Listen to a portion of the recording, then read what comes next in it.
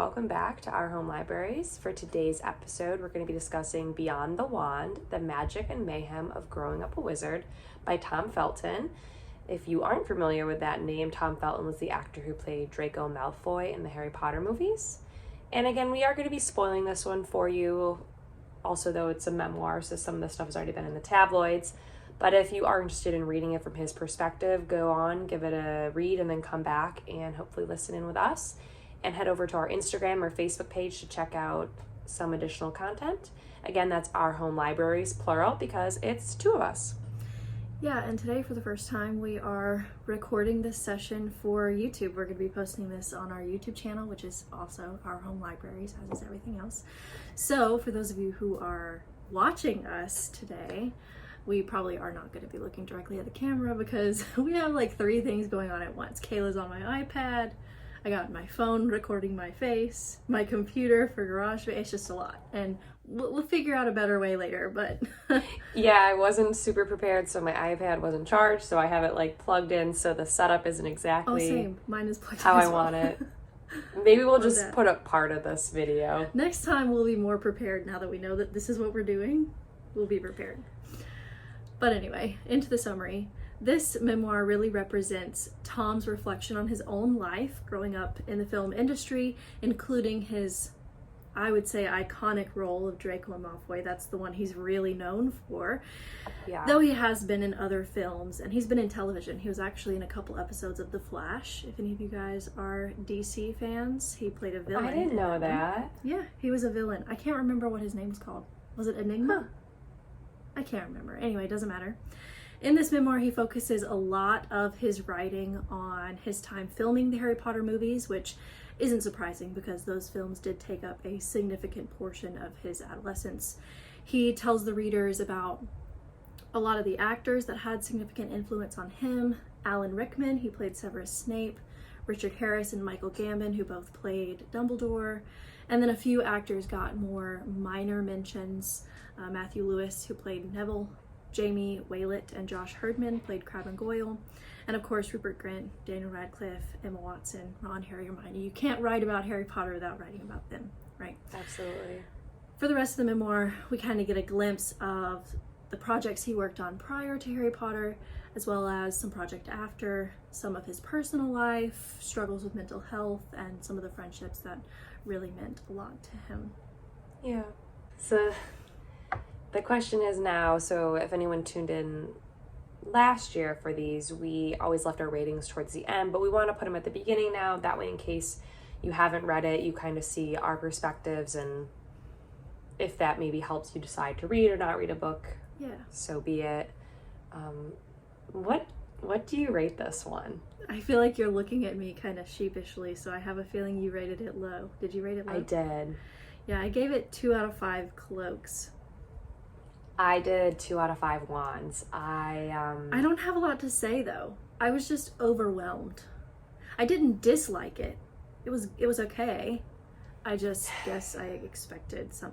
I think Jeanette McCurdy spoiled us because her memoir was just like wow. I recommend this to everybody, right? I saw a girl at the bookstore holding it and I was like, not to be weird or anything, but buy that book. Read it. If you're sitting here with a second guessing that you picked this up, buy it because it's good. But with this one, I don't know that I would recommend it to someone unless they were really big Harry Potter fans. Yes, exactly. It would definitely be like a niche recommendation, which I guess most people from our age grew up with Harry Potter, so I think that there is a general interest in this. I felt like my issue was that stories weren't necessarily chronological. I said that in one of the questions. Yes, exactly. It felt very like patchwork. Yeah, and and there were a lot of really nice, like, anecdotal stories, especially the interactions with people on the Potter films, but they all felt super, like, surface level and, like, kind remarks about people, which is fine. Like, I don't need salacious, like, mean things about anyone, but it just, I don't know, it missed the mark a little bit for me. I'm glad he, like, wrote it. It was nice to hear some of these things, but I don't think it dove in as deep as I thought it was maybe going to. Yeah, well, I guess that also kind of speaks to, I mean, you and I are not actors. We don't have any personal experience in the industry. And, part of this book is talking about the fact that, Daniel, Emma, and Rupert, they were huge characters on Harry Potter, but he didn't have very many scenes with them in the movies. Therefore, he didn't really interact with them much on set, right? He wasn't really there at the same time. So just because we have actors who play really significant roles in these movies doesn't necessarily mean that Tom had super significant interactions with them, because he might not have been around them that much, really. Yeah, and that's fine. I wasn't expecting to hear large portions about his interactions with the main three characters from, well, people that played the characters on the Harry Potter films. But I guess, I don't know, there was something in it that just, it felt a little disjointed. Yeah. I guess, is my biggest complaint. Yeah. So, getting into the questions, for some reason it is incredibly difficult to find discussion questions that are specifically tailored to a certain memoir. And we had the same trouble when we were looking for questions for I'm Glad My Mom Died. Orange is the New Black wasn't that bad because there was questions in the back of the book to help you get started on the discussion, and there was a much heavier topic in that, she did trying focus to a lot analyze on the prison justice reform. system. Yeah, absolutely. So I can really only find general memoir questions. So we're going to be answering the same questions that we did in I'm Glad My Mom Died. Those come from Oprah Daily, and it's linked in the description box for this episode, as always. But to get started, did you find his story compelling? I know, I feel like we both kind of touched upon this a little bit, but a little. There were parts that I liked. I liked hearing about him and his brothers and growing up. And there were a lot of nice, anecdotes and nods to important people in his life. But I felt like we almost didn't learn that much extra. Yeah. But I also think that's kind of what he wanted. I don't really think that he set out to write this as something that would change our lives or make us question our own past. It really just feels like an ode to Harry Potter. And he really, multiple times, was wanting the readers to know that outside of the film industry, he's just like a normal person. He could leave set and go to school like anybody else and go and get in trouble at the local record store, Yeah. So I don't know that he wanted this to be compelling. But I feel like, not to keep comparing this to Jeanette McCurdy, but they had just different reasons for writing a memoir. Well, and that's fine. I guess that brings us into our next question of what do you think was his motive to write this story then? Mm-hmm. Well, I mean, not only is it healing, he did have some mental health struggles that he talked about towards the end of the book. Mm-hmm. It would be healing to kind of write down some of these things that you experience. But I think that his fans were the big motivator here. And he even dedicated the book to the muggles that got him here, which was adorable. Love that. Yeah, I guess I thought too that it was more just about that he grew up in this kind of unique situation where he was on the Potter films, but then had kind of a normal upbringing. And I think he also wanted to use it as a way to open up a little bit about mental health and just help maybe normalize that a little bit. Yeah. So I guess we're in line with what we thought the motives were. Yeah. And we've kind of already touched on the next question as well. What did you think of his voice and the style? Do you think that the quality of the writing matched the story that he was trying to tell? I liked his writing style. I thought it was welcoming, and it matched how he describes himself as very down to earth, kind of like a humble person. So the way when he was writing it, you just felt like you were with, a pal or a friend. And he doesn't seem to, think too big of himself or have an ego. I mentioned it before. I felt like it was lacking in some parts, kind of kept it surface level. Even the story of him going to rehab, I don't think it really touched on his emotions at that time. But then I was thinking, okay, maybe he's touched on this idea of the whole, they're British, like the British thing, like have a stiff upper lip, like keep calm and carry on. They don't really talk a whole lot about deeper emotions. Yeah, so then if I view it from maybe that perspective instead of, I guess, we're both Americans, maybe we're more in touch with our feelings, I don't know. But, Not to it was like fine. rag on the British at all, but he specifically said that British people don't really talk about their feelings. Okay, we're not just making this up out of our brains. Right, no, that was those were his words. It was him. Yeah, his voice was okay, but like you said, the writing style was a little bit disjointed. Like, I felt like chapter titles were great. They kind of gave us a hint of what he was going to be saying in the chapter, but it did kind of go back and forth on the subjects. For example, ideally, all the chapters that talk about people he met on the set of Harry Potter would have been grouped together within the book, or even within a single chapter. But I felt that he would kind of like lose track of his train of thought or something and get started on a different story and then kind of go back to the influential people from the Harry Potter cast and crew. So, Granted, he has never claimed that he's this big accomplished author. He does write in a way that feels like any normal person would write, which is something that he does speak on multiple times. So, I don't know. He feels like he's a regular everyday person. He writes like he's a regular everyday person. And, like everyday people, we get on a track of a train of thought and then we lose that train of thought and have to start on something else. And then we remember what we were going on about before. So, but you would think his editors would have like suggested putting some of these things together. I know. And I didn't even really see I saw the point. For every chapter, there was the Muggle title and then the Wizarding title. And like, I get it, it's cutesy, but I don't know that it really was necessary. Sometimes I felt like they didn't quite match up either. I don't know. Why not just keep the Wizarding title? Like, you don't need the Muggle title. Everybody who's reading this is reading this because you were in Harry Potter, so you should have just done the one. It was fine. Like, I guess it felt like a little maybe gimmicky and unnecessary. I agree. I think just the Wizarding titles would have been fun. Nice. Yeah. So, you've read a few more memoirs than I have. How does this book compare to the others? I mean, it's, the idea of his story being told out, but I already talked about this, that it wasn't in chronological order, which did bug me. I would be fine if it was going in chronological order and then he's like, and this reminds me of, and kind of bump back in time, but it didn't feel like I knew that he was going back and forth in time. Like, I don't think he realized how much he shifted around in his timelines. Yeah. If that makes sense.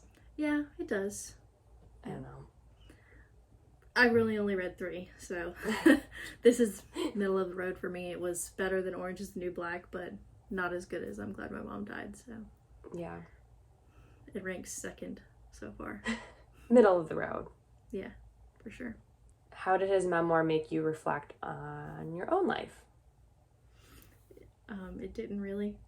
I said the same thing, which I guess is maybe this is my own fault going into it, but I thought, because I'm similar in age to him, kind of grew up in the same, like, years of Harry Potter, not me acting in it, obviously, but me watching it. Yeah. So I thought I would kind of have more of, like, a little bit of, like, a trip down memory lane, like, as he was talking about things, I would be like, oh, I kind of remember where I was during this time, or when I saw it, and I didn't really get, like, the nostalgic feeling for myself. So maybe that's my fault going into it. I thought I was going to have you had like preconceived notions about what you were going to get from the book. Yeah, I guess so.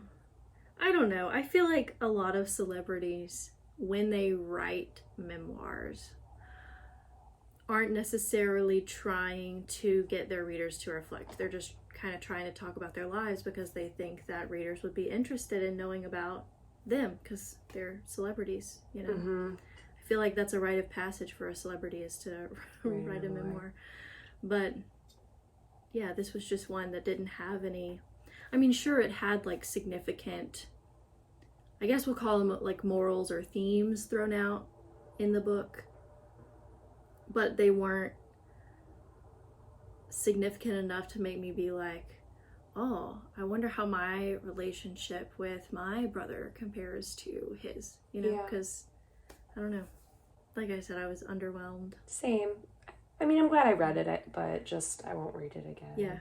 Did you learn anything at all from what he wrote? I would say I think it just kind of solidified what I had already thought, which was that he is thankful for his time on Harry Potter. He champions those films and those books.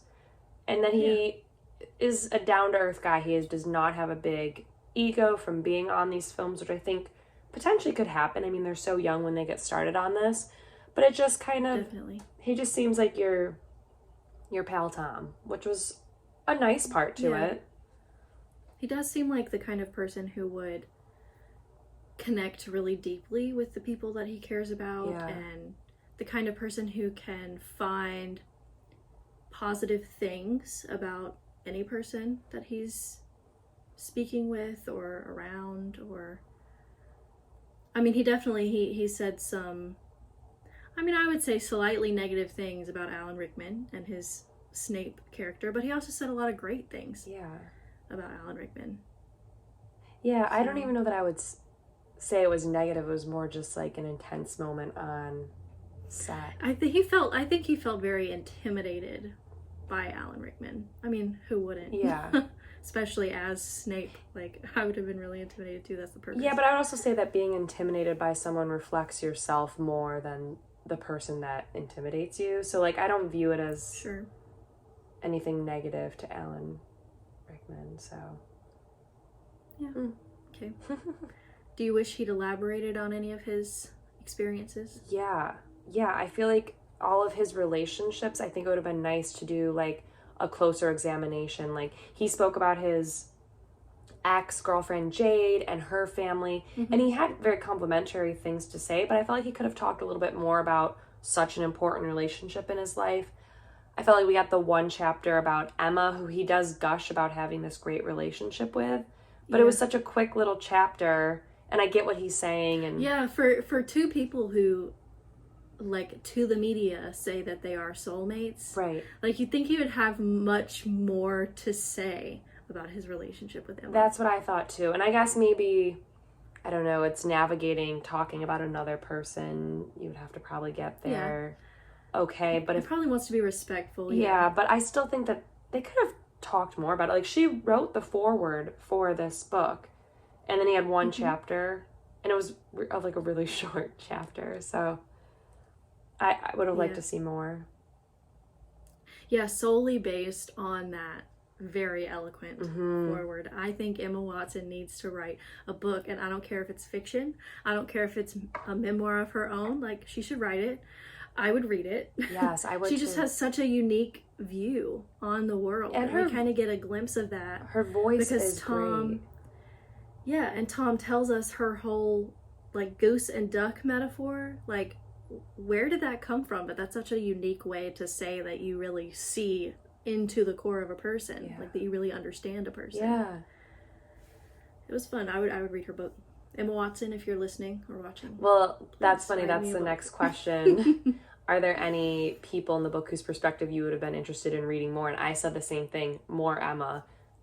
I wish she would have even wrote chapters in this book, write her own book. Like, anything that she wants to write, I will be glad to read it as well. Oh, for sure. Do you think that Tom was being honest? Do you see his point of view as an honest one? Yeah, I mean, I think he was honest, but I felt, again, like I said, that he scratched the surface. Like, even you said that you felt maybe he was intimidated by Alan Rickman. He didn't really say that. It was just an anecdote, and that's us concluding from it. Yeah. I don't know. That's true. Yeah. But I do think that anybody who starts a memoir by talking about the time that they almost committed a crime and got caught and then definitely were put up on the store's wall of shame, right? If you're going to start your memoir like that, like, you start it in an honest way, so you can assume that the rest of the story is as honest as he feels he can be, whether it be respect for other people or because he just doesn't want to delve into his deeper feelings about it. Yeah, which is fair. Yeah, but definitely honest. I don't think anything in it was dishonest.